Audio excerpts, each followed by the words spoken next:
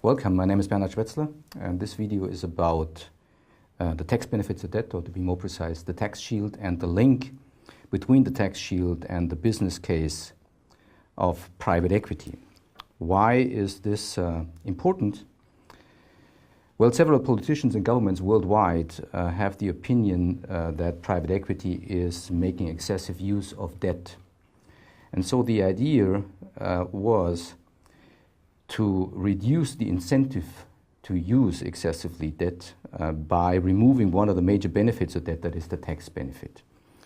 As you may know, the German government and the German parliament passed a tax law in 2008 introducing the so-called Zinsschranke, and this regulation is having a cap on the tax deductibility of interest if interest is beyond 30% of the firm's EBITDA, then interest is no longer tax deductible.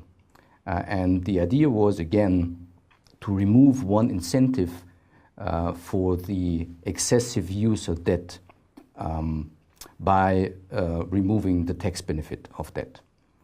So this regulation is clearly aiming towards the business model of private equity, because private equity is at least perceived to excessively using debt. And so the question is, what are the consequences of regulation like this for the private equity business case? So there are two issues with respect to this. The first issue and the first question is, what is the impact on the present value of the tax benefits, that is the tax shields? And this question can easily and straightforwardly be answered. Of course, this is a negative effect, because lower tax savings during the holding period will reduce the cash flows for private equity investors. And this has been brought forward by Stephen Kaplan. He says that if interest were not tax deductible, that would be more expensive, and private equity firms could not pay as much for their takeover targets. So this is the dark side of this regulation with respect to the tax benefits. On the other hand, the second question arises, what is the impact of such a regulation on the performance of private equity? And as I will show in an example, this impact is not as straightforward as it may seem on first glance, because this regulation will affect entry prices and exit prices as well, and thus the overall performance on total deal IRR may be ambiguous. So this slide just highlights the idea on how to calculate the tax shield. The tax shield is the present value of the tax savings stemming from the tax deductibility of interest. So the present value is easily calculated by first estimating the future levels of debt, then multiplying it with the cost of debt, and then multiplying it with the tax rate. And so this term here is the annual tax saving attributed to the tax deductibility of interest, and the tax shield is simply the present value of all the future tax savings caused by the tax deductibility of interest. And if certain conditions are met, that is, if the debt level is kept constant to infinity, if the debt level is certain, then this is going to converge towards the famous textbook formula that the present value of the tax savings is the tax rate times the current level of debt. So, as you can see here, the impact of the new regulation upon the present value of the tax savings is straightforward. If there is no tax benefit anymore, then obviously the tax shield is going down to a value of 0. But as I said, on the other hand, the impact on the private equity performance of this regulation is less obvious, because this regulation will have two effects. The first effect is the effect on the entrance price, and this is a positive effect, because lower tax savings will reduce the reservation price of the buyer and of the seller as well, and that means that if there is no tax benefit anymore, then the entry prices for private equity investors buying portfolio companies will be reduced, and this is of course beneficial. That is, potential targets will become cheaper. On the other hand, and this is the counter effect of this, lower tax savings will yield lower exit prices as well, because of course the same logic applies for the exit, that is selling the portfolio company to a potential buyer or to another buyer at the end of the holding period will yield lower exit prices, because then of course a potential buyer will not pay for a non-existent tax benefit anymore. So, and that yields the result that of course we have two effects that work in opposite direction, and the net effect is then obviously ambiguous with respect to sign and magnitude.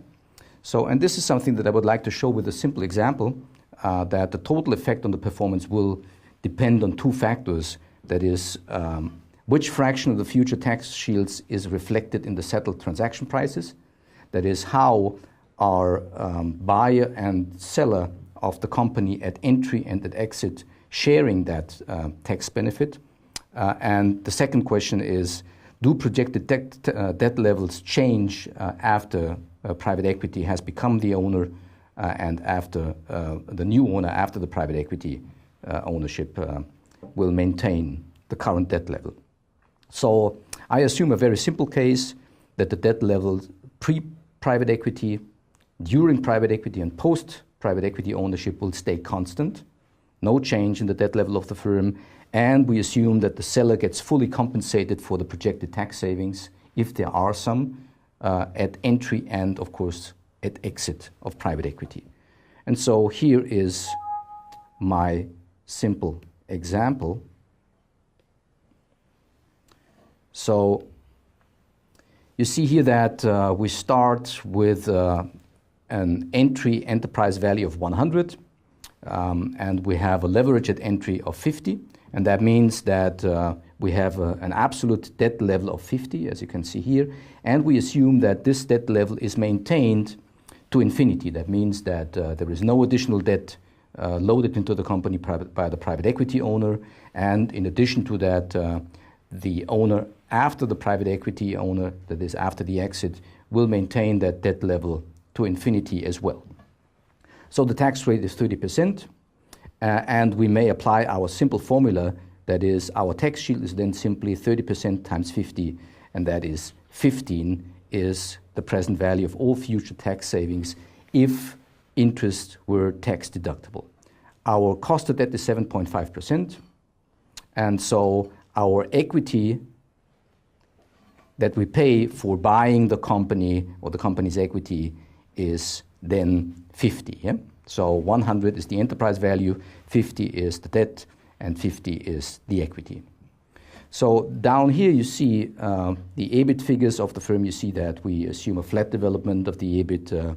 We will concentrate on the tax implications, so there is no value creation in increasing the EBIT over time. We have our interest, 7.5% times 50. We have our EBT, and we have our 30% taxes on the EBT. And this is then our EAT, and we assume that our earnings figures is fully cashed out to the investors of the firm.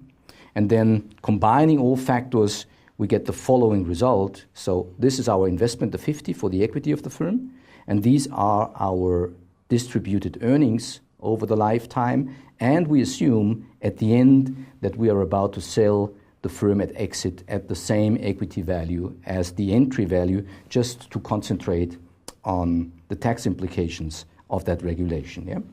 So then you see here that this is our cash flow stream. 50 is the investment, and these are the cash flows during the holding period of 6 years. And now calculating the IRR, we end up including the tax deductibility. Of course, these tax figures are based on our EBT after interest. And so you see here that our IRR with tax deductibility of interest is 22.7%. Now, let's look what happens if we remove the tax deductibility. Yeah? Then three things happen. The first thing that happens is, look here, that of course our entrance price is going down by 15, because of course the buyer does not pay for any tax benefit that is not existent. Yeah? So the value of the equity and the equity entrance price is going down from 50 to 35. Yeah? And the same, of course, applies for the exit price. Yeah? If we sell the company at the end of the holding period, our equity value that we receive will go down to 35 as well. Yeah? So that's the second impact. And if you look here, if you compare these two figures here, then this is the third effect. That is, over the holding period, of course, we will have higher tax payments due to the loss of the tax deductibility of interest.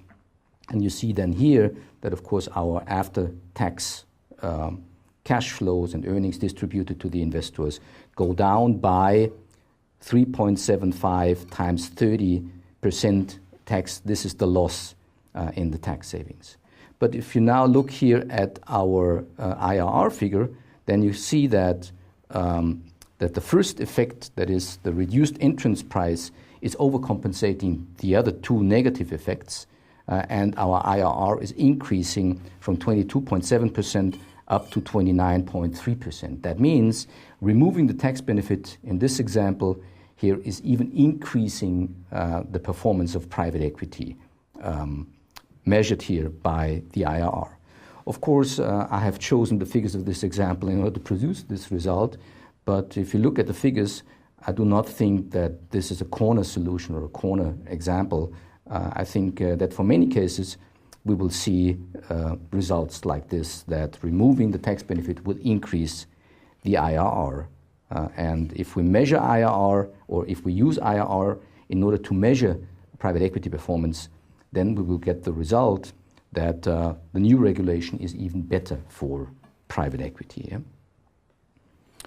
However, this result requires some caveats. The first caveat is, despite the belief in the private equity industry, IRR does not tell the complete story about private equity performance.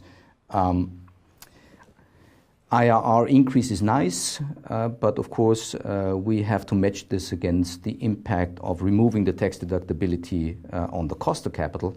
And of course, if we bear in mind the formula of the weighted average cost of capital, then it becomes clear that removing the tax deductibility of interest might or will increase the WACC as well. Yeah? And so, of course, we have to balance these two effects against each other. And the second caveat with respect to our example is that our example has assumed that the level of debt after private equity has become owner of the portfolio company is maintained. And this may also be not so realistic. Of course, you can easily imagine cases where private equity becoming owner of the portfolio firm will significantly increase the leverage and the debt of the firm. And this is then, of course, having a negative effect, because the first effect, the lower entrance price, relates to the old level of debt of the former owners. And of course, the loss of the tax benefits then under new private equity ownership for the additional debt loaded into the company will have a negative effect. Yeah? So that boils down to the empirical question then here